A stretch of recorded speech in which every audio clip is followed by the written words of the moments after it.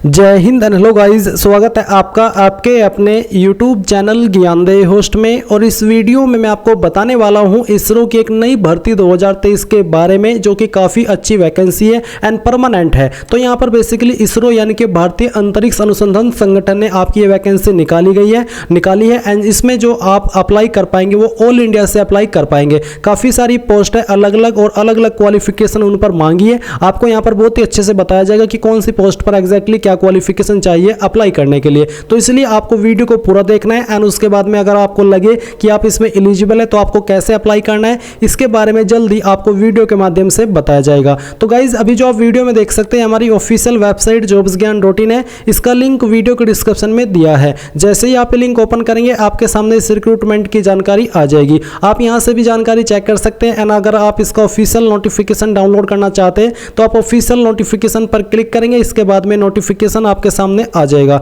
जहां पर आप देख सकते हैं कि आपकी ये सभी पोस्ट निकाली गई है। आपको यहां पर अच्छे से बताया कि कौन से डिसिप्लिन के अंदर किस कैटेगरी में कितनी वैकेंसी है एंड उस पर अप्लाई करने के लिए क्या क्वालिफिकेशन चाहिए। मैं आपको हमारी वेबसाइट से ही जानकारी अच्छे से बताता हूं, क्योंकि मैंने यहां से जानकारी नोट करके एक सरल वे में लिखी है ताकि आप अच्छे से जानकारी को समझ सके। बट पहले आप यहां पर ये देख लीजिए कि कौन सी पोस्ट के लिए किस डिसिप्लिन में कितनी वैकेंसी है। आप यहां पर अच्छे से इसको चेक कर सकते हैं एंड जो आप लोग इस फॉर्म को भर पाएंगे वो 27 मार्च 2023 से लेकर के 24 अप्रैल 2023 तक भर पाएंगे। यहाँ पर गाइज आपको एक कमेंट करके बताना होगा इस वीडियो में कि क्या आपको चाहिए कि 27 मार्च को जैसे ही आपका अप्लाई लिंक एक्टिवेट हो मैं आपके लिए फॉर्म फिलअप की वीडियो बनाऊं। तो अगर आपके इस बारे में कमेंट आएंगे कि सर हमें फॉर्म फिलअप की वीडियो चाहिए, मैं आपके लिए लिंक एक्टिवेट होते ही वीडियो बना दूंगा। अब यहाँ पर आपकी जो पोस्ट है वो आपने देख ली कि कौन सी पोस्ट के लिए कितनी वैकेंसी किस डिसिप्लिन में निकाली है। अभी आती है आपकी क्वालिफिकेशन। तो जैसे कि टेक्निकल असिस्टेंट की पोस्ट है, इस पर अप्लाई करने के लिए मैकेनिकल डिसिप्लिन में आपसे फर्स्ट क्लास डिप्लोमा का मतलब है कि आपने डिप्लोमा के अंदर 60%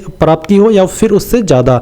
एंड जो आपका डिप्लोमा है वो आपका मैकेनिकल इंजीनियरिंग या फिर प्रोडक्शन के अंदर होना चाहिए। फिर जैसे कि अगर आप इलेक्ट्रॉनिक्स ट्रेड पर अप्लाई करते तो आपके पास डिप्लोमा ही होना चाहिए फर्स्ट क्लास, यानी कि 60% के साथ में कम से कम। एंड ये जो इलेक्ट्रॉनिक्स इंजीनियरिंग है इसके अंदर हो या फिर इलेक्ट्रॉनिक्स एंड कम्युनिकेशन इंजीनियरिंग के अंदर या फिर इलेक्ट्रॉनिक्स एंड टेलीकम्युनिकेशन। बेसिकली यहाँ पर जो भी डिसिप्लिन दिए गए इनमें से किसी भी डिसिप्लिन में अगर आपने किया है तो आप इस पर अप्लाई कर पाएंगे। नाउ गाइज मैं आपको बताना चाहूँगा एसके बुक्स रीजनिंग के बारे में, जो कि हिंदी और इंग्लिश दोनों के अंदर अवेलेबल है। और इस बुक को पब्लिश किया गया है Shri Krishnan publisher private limited, जो कि इंडिया की one of biggest book publication company है, जिसके द्वारा बेहतरीन बुक पब्लिश की जाती है, जहां पर आपको सभी जानकारी बहुत ही अच्छे से दी जाती है। एंड अगर मेनली बात करें इस बुक की, तो इस बुक के अंदर आपको क्या क्या देखने को मिलेगा वो आप लोग जान लीजिए। इसमें आपको वर्बल, नॉन वर्बल और लॉजिक का कंप्लीट और कॉम्प्रिहेंसिव कलेक्शन मिलेगा। साथ ही आपको टॉपिक वाइज प्रत्येक पॉइंट का इजी एक्सप्लेनेशन भी इस बुक के अंदर मिलेगा। इसके अलावा based on new competitive exam pattern, यानी कि पूरे न्यू कॉम्पिटिटिव एग्जाम पैटर्न के साथ में ये बुक आपको मिलने वाली है। इसी के साथ with shortcut tricks and practice exercise, यानी कि शॉर्टकट ट्रिक्स भी इस बुक के अंदर होगी, प्रैक्टिस एक्सरसाइज भी इस बुक के अंदर होगी। तो ये एक आपकी बेस्ट बुक है आपकी रीजनिंग की प्रिपरेशन करने के लिए। चाहे आप किसी भी एग्जाम की रीजनिंग की प्रिपरेशन कर रहे हैं तो आप लोग इस बुक को परचेज कर सकते हैं। बाय करने का लिंक आपको वीडियो के डिस्क्रिप्शन में दिया है, चाहे हिंदी में बाय कर लीजिए या फिर इंग्लिश में। और कोई सवाल डाउट हो तो आप पूछ लीजिएगा। इसमें आपका एक सिविल का भी है, जो कि फर्स्ट क्लास डिप्लोमा है इन सिविल इंजीनियरिंग। फिर आती है टेक्नीशियन भी। इस पर अप्लाई करने के लिए आपसे 10वीं पास की योग्यता, साथ ही आपसे ITI की योग्यता मांगी है, जो कि आपने फिल्टर ट्रेड के अंदर की हो। एंड ये जो आपकी ITI है वो आपकी यहाँ पर NCVT के द्वारा होनी चाहिए, ना कि SCVT के।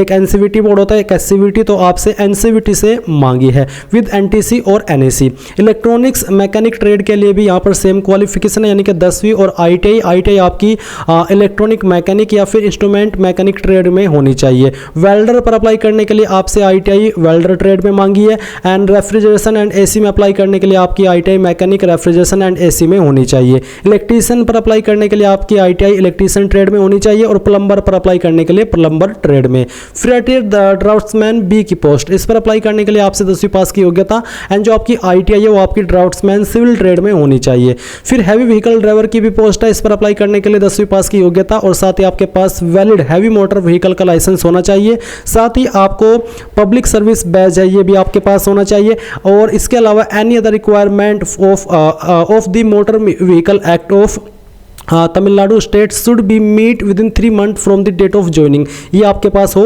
और इसी के साथ यहाँ पर आपके पास 5 ईयर का एक्सपीरियंस होना चाहिए और 3 साल का जो आपका हैवी मोटर व्हीकल का लाइसेंस है उसके बाद, यानी कि टोटल मिलाकर के 5 साल और हैवी व्हीकल का जो ड्राइविंग का लाइसेंस है वो मिलने के बाद आपने कम से कम 3 साल जो आपकी ड्राइविंग है वो की हो, तब आप इस पर एलिजिबल हो पाएंगे। इसके अलावा लाइट व्हीकल ड्राइवर की भी पोस्ट है, इस पर भी 10वीं पास की योग्यता और लाइट व्हीकल ड्राइविंग लाइसेंस मांगा है एंड 3 साल का एक्सपीरियंस आपसे मांगा है। फायरमैन ए की पोस्ट पर आपसे 10वीं पास की योग्यता मांगी है और साथ ही बोला है कि should satisfy the prescribed physical fitness standard, जो कि अभी डिटेल्ड नोटिफिकेशन आने पर ही क्लियर की जाएगी। अभी जो शॉर्ट नोटिफिकेशन आया है इसमें आप किसकी जानकारी नहीं है। एप्लीकेशन फीस की भी जानकारी यहाँ पर नहीं दी गई है, बट मैंने आपको एक्सपेक्टेडली फीस बताई है। जो इसरो की प्रीवियस वैकेंसी निकलती है उनमें आपसे जनरल, ओबीसी, ईडब्ल्यूएस से 100 रुपये फीस ली जाती है and SC ST all category female के लिए यहाँ पर कोई फीस नहीं होती। एज लिमिट की जानकारी यहाँ पर अभी इस नोटिफिकेशन के अंदर नहीं है, बट यहाँ पर एक्सपेक्टेडली आपकी मिनिमम एज लिमिट 18